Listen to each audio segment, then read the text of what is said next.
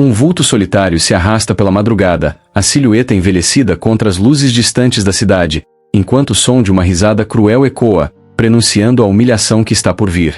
Meses depois, a mesma risada se transforma em um lamento amargo, quando o destino tece uma teia de arrependimento para quem um dia se divertiu com a dor alheia. O Beco do Esquecido é um corredor estreito entre edifícios antigos, onde o sol raramente toca o chão. As paredes, descascadas e úmidas, guardam um silêncio pesado, quebrado apenas pelo eco ocasional de passos apressados de quem evita o lugar. Sentado sobre uma pilha de papelões úmidos, seu Geraldo, 70 anos, negro, cabelos brancos como algodão, olhar cansado, mas ainda com um brilho de resiliência, segura o estômago. A fome é uma velha conhecida, mas hoje ela aperta com uma crueldade diferente. O corpo fraco treme mais pelo vazio do que pela brisa fria que sopra. Seu Geraldo ergue os olhos ao ouvir passos ecoando no beco. 2 homens surgem na entrada. Ambos jovens, de aparência bem-sucedida, com roupas de marca. O primeiro, alto e com um sorriso carregado de arrogância, segura algo enrolado na mão direita, uma correia de couro. O segundo, mais baixo, já posiciona o celular, a câmera ligada, como se preparasse para filmar um espetáculo. Há algo cruel nos semblantes dos dois, um brilho nos olhos do primeiro que faz seu Geraldo encolher os ombros, pressentindo o perigo. O homem de sorriso arrogante se aproxima, chutando a pilha de papelões ao lado do idoso. Exige que seu Geraldo olhe para ele. O idoso, ciente de que o silêncio é por vezes seu único escudo, abaixa a cabeça. O homem insiste que ele o encare, chamando-o de lixo. Lentamente, seu Geraldo levanta os olhos, o medo estampado em seu rosto magro. O homem lhe oferece R$5, zombando, e explica que o dinheiro seria para seu Geraldo se deixar chicotear 3 vezes. O segundo homem, com o celular, ri alto, incentivando a gravação. Seu Geraldo congela, as palavras do agressor queimando em seus ouvidos. A nota balança como uma isca, enquanto a câmera se ajusta. O idoso sabe o quão humilhante e monstruoso é aquilo, mas o desespero fala mais alto. A fome parece apertar ainda mais seu estômago. Ele olha para a nota, franzindo a testa, pesando suas opções. A dor da chicotada seria passageira, mas a dor da fome, essa ele conhece bem demais, uma dor que rói por dentro, arrancando forças e confundindo pensamentos. Sabia que, sem comida, não sobreviveria muito mais tempo. Com a voz trêmula, quase inaudível, arrastada à força de sua alma, ele sussurra que aceita. O agressor ri novamente, puxando a correia do bolso. O outro homem foca a câmera em seu Geraldo. Com um tom teatral, o agressor anuncia um show. Um mendigo que faz qualquer coisa por R$5. Convida os espectadores invisíveis a presenciarem 3 chibatadas por uma nota de 5, descrevendo a oferta como barata. Seu cúmplice solta outra risada cruel, dizendo que o vídeo vai bombar. Seu Geraldo fecha os olhos e retira a camiseta rasgada que cobre seu corpo magro. Suas costas estão marcadas pelo tempo e pelo sofrimento das ruas. Ele se ajoelha no chão sujo, tentando se preparar. A primeira chicotada cai com um estalo seco, um trovão no beco vazio. Seu Geraldo contrai o corpo, mas não grita, apertando os dentes para engolir a dor. O agressor zomba de sua profissionalidade, girando a correia. O cúmplice, aproximando a câmera, incita o agressor a dar mais força no segundo golpe. O segundo golpe é ainda mais forte, e um gemido escapa dos lábios do idoso, que logo leva a mão à boca para contê-lo, sem querer dar aos dois a satisfação de ouvir seu sofrimento. O agressor ri, sem compaixão, e o homem da câmera pede mais um golpe. O terceiro golpe abre um pequeno rasgo na pele fina das costas de seu Geraldo, e o sangue começa a escorrer, misturando-se à sujeira do chão. Ele cai para frente, apoiando-se nas mãos trêmulas. Mas o agressor não para nas 3 prometidas. Com um olhar vidrado e um sorriso doentio, aplica o 4º e logo o 5º golpe, ignorando completamente os gemidos de dor do idoso, que agora está imóvel, o corpo fraco demais para reagir. O agressor se dá por satisfeito, guardando a correia no bolso e jogando a nota de R$5 no chão perto de seu Geraldo, como uma esmola. Diz para ele comprar um pão velho e agradecer por sua generosidade. Enquanto o outro homem encerra a gravação, ainda rindo, os dois se afastam, trocando comentários cheios de deboche sobre o quão épico foi o ocorrido. Os sons de seus passos desaparecem no silêncio do beco. Seu Geraldo respira fundo e tenta se levantar. Seus braços tremem, o corpo ainda protestando contra a dor das chicotadas. Ele pega a camiseta rasgada, segurando-a com cuidado, sentindo a dor latejar nas costas expostas. Com um movimento lento e trêmulo, a veste novamente, tentando cobrir as feridas abertas e, ao mesmo tempo, proteger a dignidade que lhe restava. Depois, agarra a nota de R$ 5 jogada ao chão, um pedaço de esperança que ele precisava reunir. Com passos incertos, seu Geraldo deixa o beco. Cada movimento parece carregar um peso insuportável, mas ele segue em frente, motivado pela necessidade urgente de sobreviver. Com dificuldade, ele se senta na calçada próxima à padaria do seu Zé. As costas latejam sob o peso das chicotadas, e a nota amassada de R$ 5 está apertada em sua mão, como a última âncora que o prende à sobrevivência. Seu Geraldo olha para o letreiro simples da padaria, hesitando em entrar. Mesmo com fome, ele se sente deslocado ali, como se sua sujeira o tornasse invisível ou, pior, um intruso. Ele respira fundo e levanta-se, as pernas fracas quase falhando. Entra na padaria, o cheiro de pão fresco invadindo suas narinas e trazendo lágrimas involuntárias. Há tanto tempo não sentia um cheiro tão acolhedor. Aproxima-se do balcão com passos curtos, tentando não atrair olhares. Com a voz baixa, pede um pão e uma coxinha, estendendo a nota amassada. A atendente, uma jovem com cara de poucos amigos, o olha de cima para baixo, franzindo o nariz, mas não diz nada. Coloca os itens em um saco de papel e pega a nota. Seu Geraldo segura o pacote com as duas mãos, como se fosse um tesouro, e sai rápido, ignorando os olhares de desprezo de alguns clientes. Na calçada, senta-se novamente e abre o saco. A primeira mordida no pão é quase desesperada, mas logo ele desacelera, mastigando devagar. A comida sacia o corpo, mas não pode tocar a dor que vem da memória. Enquanto mastigava, flashes de sua vida passam por sua mente. Ele havia sido um homem forte, cheio de sonhos, quando deixou sua pequena cidade no interior do Ceará há mais de 30 anos. Era casado com Dona Creuza, falecida, mas presente em suas memórias, uma mulher doce e determinada que sempre o apoiava, e pai de uma menina de 10 anos chamada Mariana, que tinha os olhos brilhantes de curiosidade pelo mundo. Seu Geraldo decidirá partir para a capital com um propósito: conseguir um bom emprego, mandar dinheiro para a família e, um dia, trazê-las para viver com ele. Nos primeiros anos, seu plano parecia funcionar. Conseguiu um emprego como auxiliar de serviços gerais em uma fábrica, limpando o chão e carregando materiais pesados. Era um trabalho duro, mas ele não reclamava. A cada pagamento, mandava o máximo que podia para Dona Creuza, deixando apenas o suficiente para pagar o aluguel de seu pequeno quarto em uma pensão. Ele escrevia cartas para casa sempre que podia, ditando para um colega que sabia ler e escrever. Sonhava com o dia em que teria dinheiro suficiente para alugar uma casa e reunir sua família. Mas a vida, como tantas vezes acontece, tomou um rumo diferente. Seu Geraldo foi demitido da fábrica durante uma reestruturação. Ele não tinha contrato formal, nunca teve, na verdade.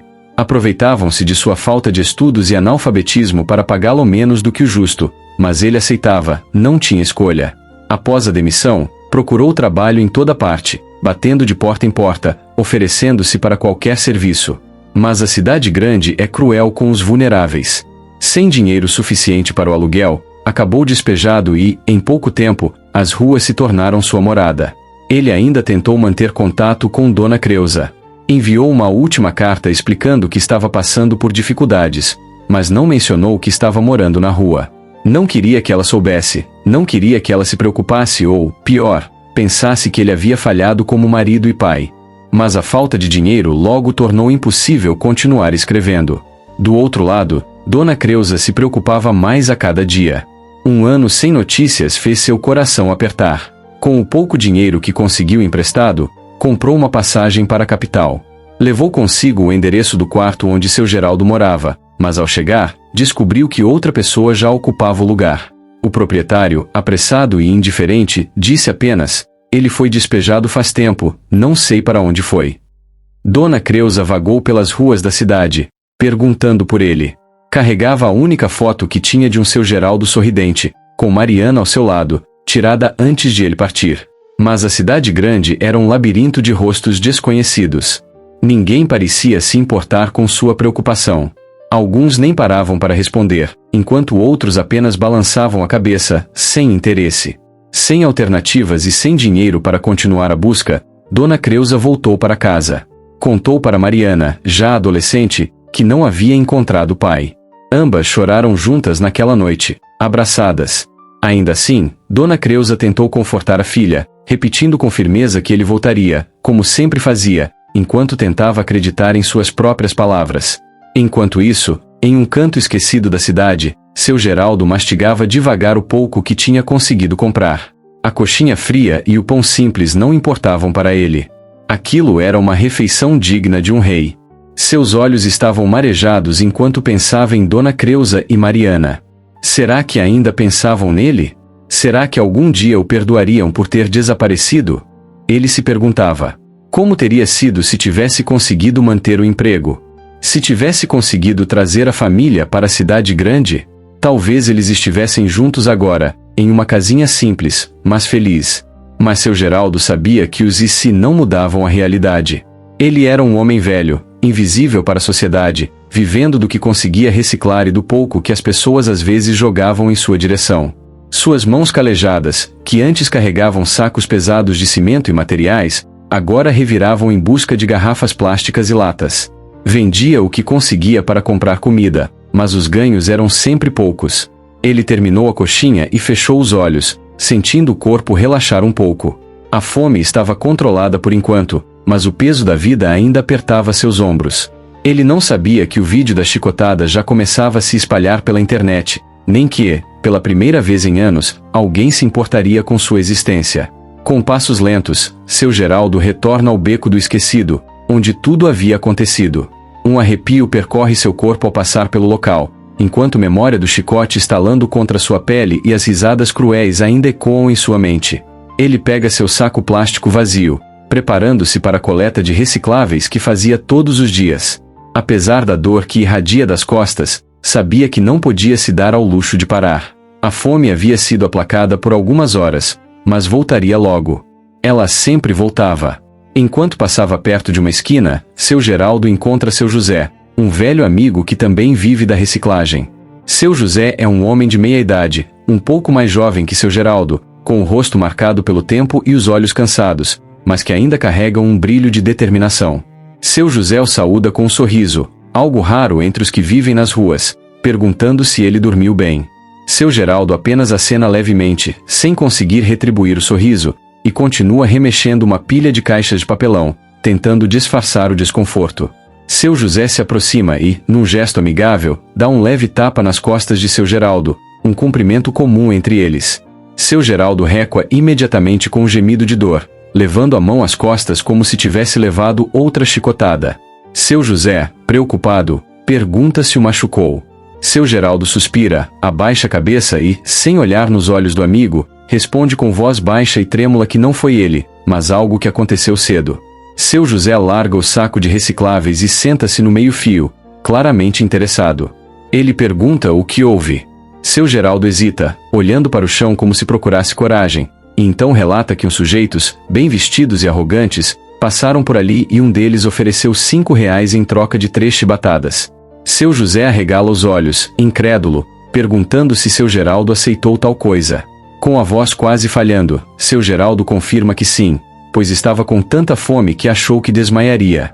Ele não havia encontrado nada no lixo desde o dia anterior, nenhum pão velho, e a dor da fome é pior que qualquer outra. Seu José balança a cabeça, os olhos cheios de tristeza e revolta, perguntando se o homem realmente o chicoteou. Seu Geraldo solta um suspiro pesado e, com as mãos trêmulas, começa a levantar a camiseta. A visão das costas de seu Geraldo faz seu José recuar, horrorizado. As marcas estão frescas, vermelhas e inchadas, algumas com pequenos cortes que ainda sangram. O couro havia rasgado a pele em vários lugares. Seu José leva a mão à boca, tentando conter um grito de indignação, em choque com o que vê. Seu Geraldo continua, contando que o homem tirou o chicote do bolso, o outro ligou a câmera do celular para filmá-lo, e que seriam 3 chicotadas, mas ele contou 5. As últimas foram as piores, e o agressor ria como se fosse a coisa mais engraçada do mundo. Depois, ele jogou o dinheiro no chão, como se jogasse um pedaço de lixo, e ainda cuspiu em seu Geraldo, dizendo para ele agradecer por sua generosidade. Seu José aperta os punhos com tanta força que as veias saltam em seus braços, amaldiçoando o agressor e dizendo que aquilo não se faz nem com um animal. Ele pergunta se o vídeo foi realmente gravado. Seu Geraldo confirma que o amigo do agressor filmou tudo e disse que ia mostrar para todo mundo, expressando sua incompreensão sobre como alguém pode ser assim.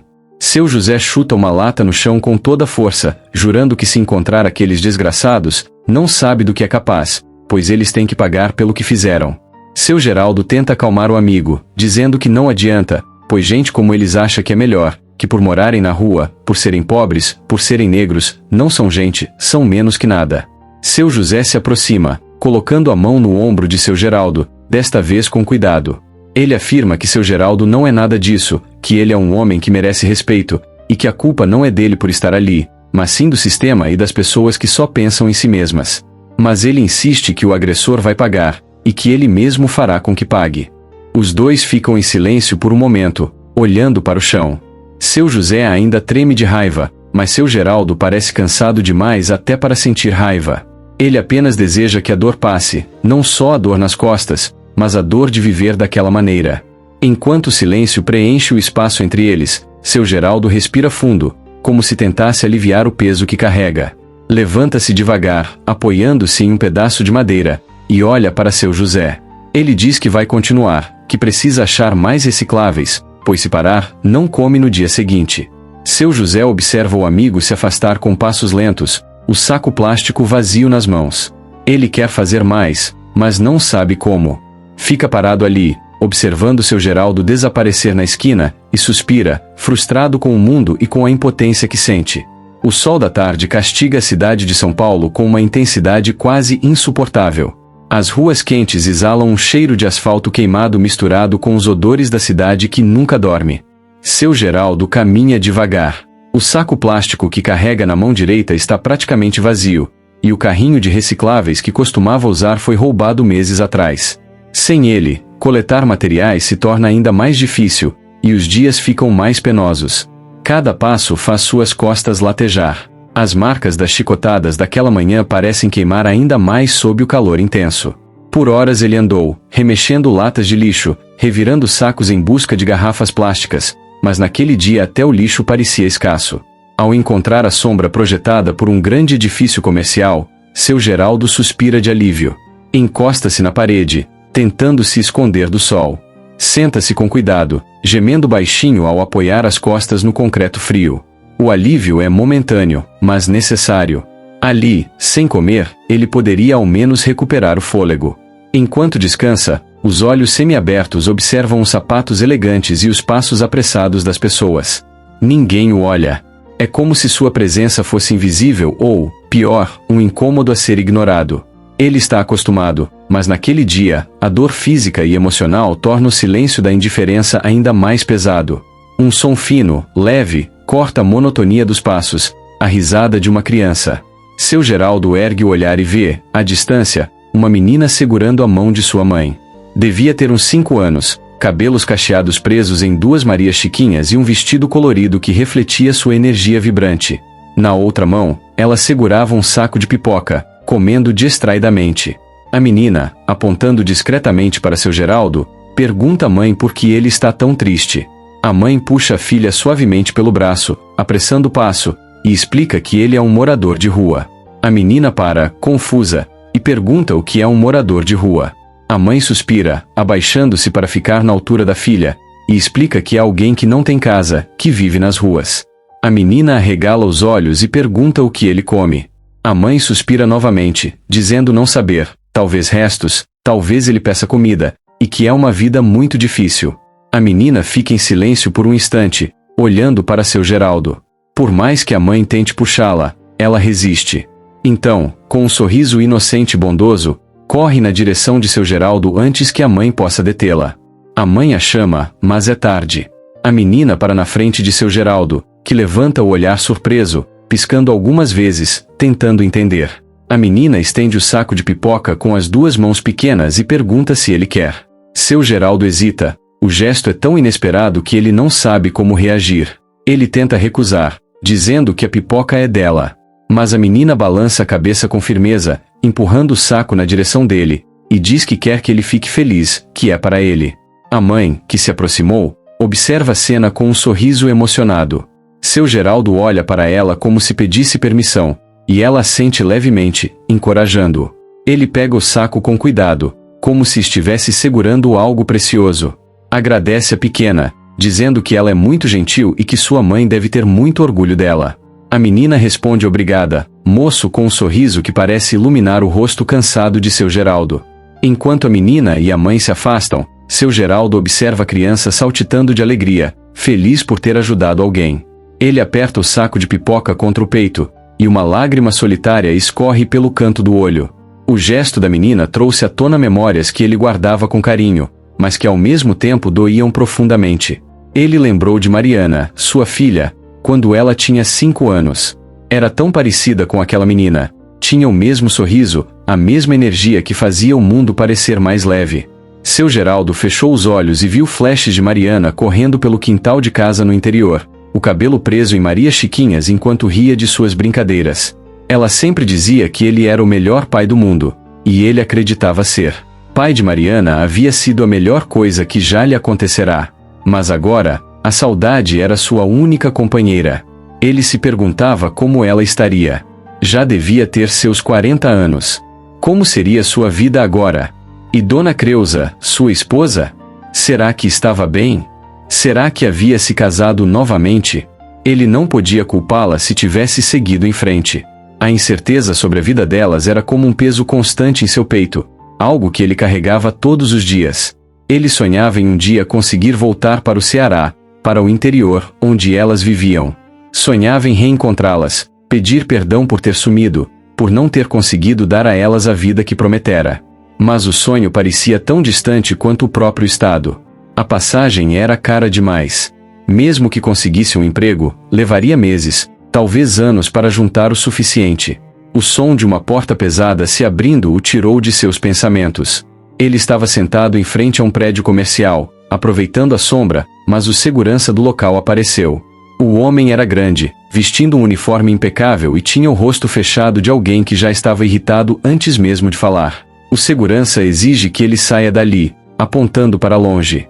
Seu Geraldo, confuso, diz que só está sentado e não está fazendo nada. O segurança responde que não importa, que os hóspedes não querem gente como ele por ali, mandando sair logo.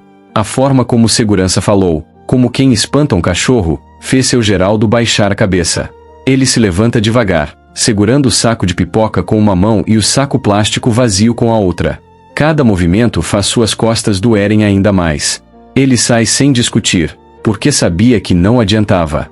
O sol volta a queimar sua pele quando ele deixa a sombra do prédio mais uma vez. Ele sente o peso da indiferença e do desprezo do mundo. Mas em meio à dor e ao cansaço, segura o saco de pipoca com força.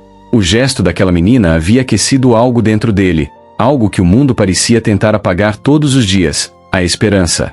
Enquanto caminhava pelas ruas, seu Geraldo não tinha ideia de que, em outro canto da cidade, uma história muito diferente começava a se desenrolar. A crueldade que ele havia enfrentado naquela manhã não ficará confinada ao beco.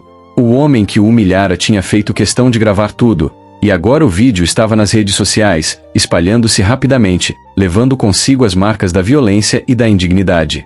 O vídeo começou a circular na internet como tantos outros conteúdos virais, em silêncio, carregado por um fluxo constante de compartilhamentos. No início, poucos prestaram atenção. Entre memes, notícias e clipes engraçados, o vídeo parecia apenas mais um registro aleatório. Mas assim que as primeiras pessoas assistiram, algo aconteceu. As imagens eram tão cruas, tão brutais, que não havia como ignorá-las. O rosto do homem bem vestido, rindo enquanto chicoteava o idoso negro, era uma imagem que causava uma repulsa imediata. As costas do idoso, marcadas e sangrando, eram uma lembrança visual da dor que muitos preferiam esquecer que ainda existia no mundo. O vídeo tinha pouco mais de 2 minutos. No início, o agressor parecia sorrindo para a câmera, segurando o chicote de couro enquanto falava sobre o que se faria com R$5, e que o alvo aceitou 3 chibatadas, considerando o preço barato. Então a câmera se movia para mostrar o idoso curvado, tentando se equilibrar enquanto tirava a camiseta rasgada. O silêncio constrangido de quem assistia era quebrado pelos estalos secos das chicotadas, os risos do agressor e as palavras cruéis que ele pronunciava, perguntando se haviam gostado e que talvez ele merecesse um bônus, aumentando para 5 chibatadas. Ao final do vídeo, O homem jogava a nota de R$ 5 no chão e cuspia com desdém, dizendo para comprar um pão velho e agradecer por sua generosidade. As reações ao vídeo começaram tímidas, mas cresceram como uma onda que não podia ser contida.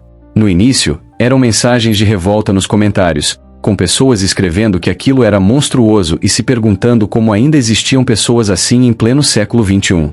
Logo o vídeo começou a ser compartilhado com legendas exigindo justiça. Identifiquem esse homem. Isso é inaceitável. Racismo e crueldade não podem ser tolerados. Vamos encontrar esse criminoso. As imagens chegaram a influenciadores e jornalistas que amplificaram ainda mais a indignação. Uma influenciadora digital com milhões de seguidores repostou o vídeo com uma mensagem contundente, afirmando que ver um idoso sendo humilhado e chicoteado era uma cena que não deveria existir. Ela exigiu que se parasse de fechar os olhos para a violência contra os vulneráveis, e pediu que quem pudesse encontrasse e ajudasse o homem. Logo as hashtags começaram a aparecer. Hashtag Justiça pelo Idoso, hashtag Racismo Nunca Mais, hashtag Humanidade Já. No meio da comoção, um ativista local, Carlos, 30 anos, jovem ativista, determinado, que assistia ao vídeo, reconheceu o local onde a cena foi gravada, um beco próximo a uma grande avenida em São Paulo. Carlos decidiu ir até lá procurar o idoso, afirmando, em um vídeo para suas redes sociais, que não podiam deixar que aquilo passasse impune, e que, embora não soubesse quem era o homem, precisavam encontrá-lo e ajudá-lo. Francisco, ou melhor, seu Geraldo, permanecia alheio a tudo. Ele ainda caminhava pelas ruas com seu saco de plástico, recolhendo garrafas e latas, sem saber que o vídeo daquela manhã estava transformando sua vida. Longe de imaginar o alcance do vídeo, seu Geraldo seguia com sua rotina, enfrentando as dificuldades de cada dia. 2 dias haviam se passado desde que o vídeo do idoso sendo chicoteado começou a circular na internet, espalhando indignação e revolta. Enquanto milhares de pessoas compartilhavam as imagens exigindo justiça, uma grande questão permanecia sem resposta. Quem era aquele homem? Carlos, 30 anos, jovem ativista, determinado, não conseguia tirar o vídeo da cabeça. A imagem do idoso curvado, tentando suportar a dor, e a risada cruel do agressor o atormentavam. Ele sabia que não podia apenas assistir, precisava fazer algo. Com base nas informações que reconheceu no vídeo, Carlos foi até o Beco do Esquecido, onde tudo havia acontecido. O lugar era sombrio, um espaço esquecido entre 2 grandes prédios, com paredes descascadas e cheiro de abandono. Mas ao chegar lá, não encontrou ninguém. Frustrado, olhou ao redor, tentando encontrar algum indício. Foi então que viu um homem sentado na esquina, próximo a uma pilha de papelão. Era seu José, com barba desgrenhada e roupas tão desgastadas quanto as de seu Geraldo. Ele parecia perdido em pensamentos, mas levantou os olhos quando percebeu Carlos se aproximando. Carlos, parando alguns passos à frente, pergunta a seu José se ele conhece um idoso que costuma ficar por ali, um senhor negro, magro, de cabelos brancos. Seu José olha para Carlos com curiosidade, franzindo a testa, e pergunta se ele está falando do Geraldo, explicando que ele sempre dorme ali, mas que hoje cedo não o viu, e que ele deve estar por aí catando reciclável, como sempre faz. Carlos, intrigado, repete o nome Geraldo. Seu José explica que é como chamam por ali, que ele é gente boa, mas a vida não foi fácil para ele, e que se Carlos o procura, ele deve voltar mais tarde, pois aparece ali quase toda noite para descansar. Carlos segurava uma sacola com alimentos que havia trazido, pensando em oferecê-los a seu Geraldo assim que o encontrasse. Ele olhou para o homem à sua frente, que parecia igualmente abatido pela fome. Ele abriu a sacola e tirou um sanduíche e uma garrafa de água, estendendo para ele. Carlos o convida a comer um pouco, pois deve estar com fome. Os olhos de seu José se iluminam com surpresa. Ele pega o lanche com cuidado, como se fosse algo raro e precioso, e agradece, dizendo que aquilo é ouro para eles.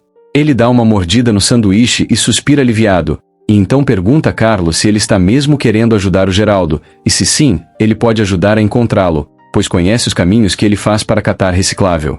Carlos sorri, dizendo que adoraria ajuda, e que é importante que ele o encontre, pois ele precisa de ajuda.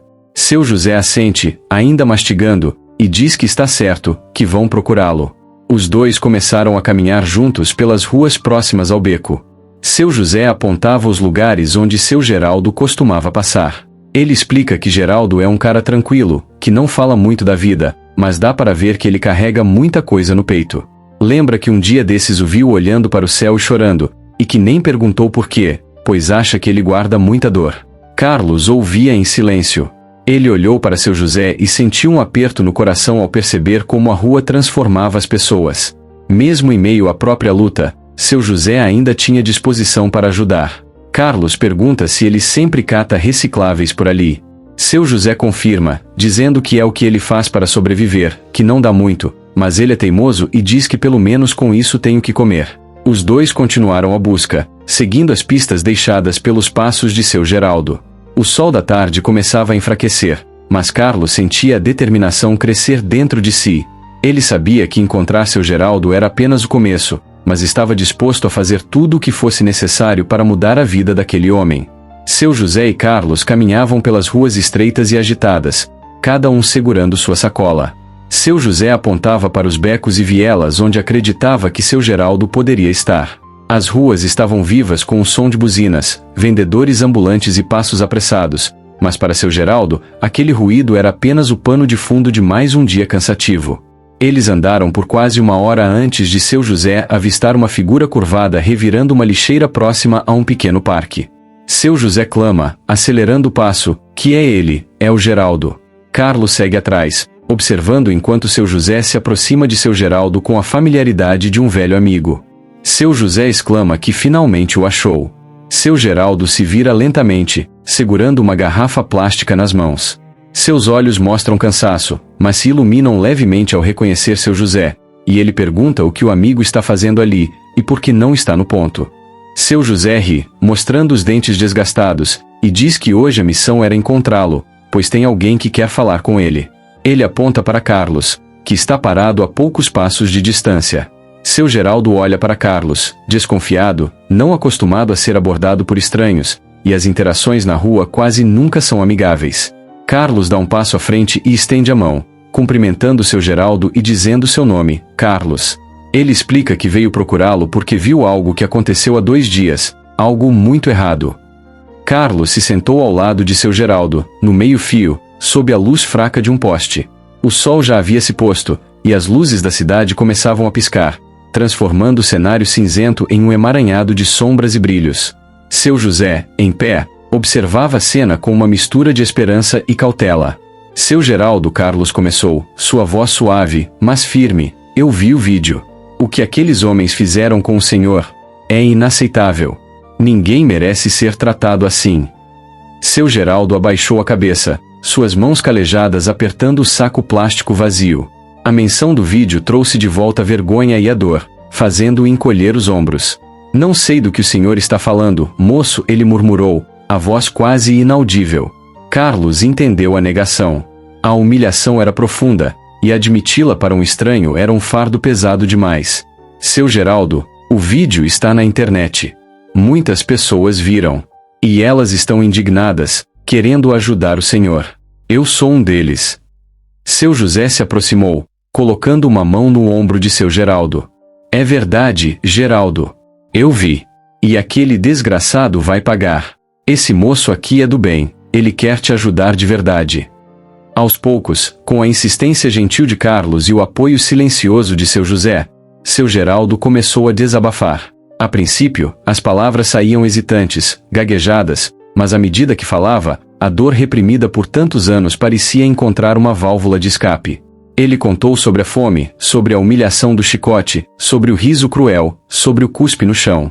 As lágrimas, que ele havia segurado por tanto tempo, escorriam livremente pelo seu rosto enrugado. Contou a Carlos sobre a menina da pipoca, a única luz em um dia de escuridão. Seu José, ouvindo tudo novamente, sentia a raiva borbulhar, mas segurava-se para dar espaço ao amigo. Carlos ouvia tudo com atenção, seu coração apertado. Mas, ao invés de se focar na indignação, ele se concentrou na resiliência de seu Geraldo. Na forma como, mesmo depois de tanta dor, ele ainda conseguia mencionar um ato de bondade. Seu Geraldo, o senhor não está sozinho. Esse vídeo gerou uma onda de solidariedade. As pessoas estão procurando por quem fez isso, mas, mais importante, estão procurando pelo senhor. Carlos pegou o celular e mostrou a seu Geraldo alguns comentários e mensagens de apoio, centenas delas, de pessoas de todas as partes do Brasil. Olha, seu Geraldo, eles querem te ajudar. Querem te dar um lugar seguro, comida, assistência médica. Há até uma vaquinha sendo feita para o senhor. Seu Geraldo pegou o celular com as mãos trêmulas. Seus olhos marejados se esforçavam para ler as palavras, mas ele não conseguia decifrá-las. Ainda assim, a imagem do seu próprio rosto na tela, com a expressão de dor no momento do chicote, e os comentários abaixo, eram suficientes para que ele entendesse a dimensão daquilo. Lágrimas de gratidão, e não mais de vergonha, escorriam. Eu não sei nem o que dizer, moço, ele sussurrou, a voz embargada.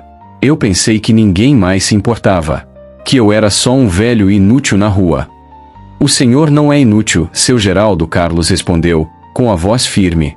O senhor é um ser humano, e merece todo o respeito. O que aconteceu com o senhor é um crime, e aqueles homens serão responsabilizados. Na manhã seguinte, a notícia da identificação do agressor já estava em todos os noticiários. A pressão popular nas redes sociais, aliada à investigação da polícia, levou à sua prisão e à de seu cúmplice. O vídeo, que antes era uma ferramenta de humilhação, tornou-se a prova incontestável de um crime que chocou o país. Seu Geraldo foi levado a um abrigo, onde recebeu os primeiros socorros para suas feridas e uma refeição quente. Pela primeira vez em anos, ele dormiu em uma cama limpa, sem o medo constante das ruas. A história de sua vida, suas lutas, e a humilhação que sofreu se espalharam, comovendo a nação. Doações de todas as partes do país começaram a chegar. Roupas, alimentos, medicamentos e, o mais importante, dinheiro. A vaquinha virtual, iniciada por um grupo de ativistas e amplificada por influenciadores, arrecadou em poucos dias o suficiente para mudar a vida de seu Geraldo. Ele recebeu atendimento médico especializado para suas costas e para os problemas de saúde crônicos que havia desenvolvido nas ruas. A quantia arrecadada não apenas garantiu sua moradia e alimentação dignas, mas também o suficiente para realizar seu maior sonho, voltar para o Ceará. Um mês depois, seu Geraldo estava em um avião. A seu lado, Carlos, que fez questão de acompanhá-lo. A paisagem lá embaixo era diferente do concreto cinzento de São Paulo. Eram campos verdes, rios sinuosos e pequenas casas coloridas. Lágrimas de emoção escorriam pelo seu rosto enquanto ele olhava para a terra que não via há tanto tempo. Ao desembarcar, a emoção tomou conta. Em uma pequena praça da cidade no interior do Ceará, esperavam por ele duas mulheres com os olhos marejados. Sua esposa, Dona Creuza, e sua filha, Mariana, agora uma mulher adulta, com o mesmo brilho nos olhos que ele lembrava. O reencontro foi um misto de abraços apertados, lágrimas e palavras de perdão e amor que não precisavam ser ditas, apenas sentidas. Dona Creuza, embora tivesse envelhecido, ainda tinha o mesmo sorriso caloroso. Mariana, agora com seus próprios filhos, se jogou nos braços do pai, pedindo perdão por não tê-lo procurado mais. Seu Geraldo não se preocupou com as desculpas. Aquele abraço era tudo o que ele precisava. Ele finalmente estava em casa, cercado pelo amor da família que pensou ter perdido para sempre.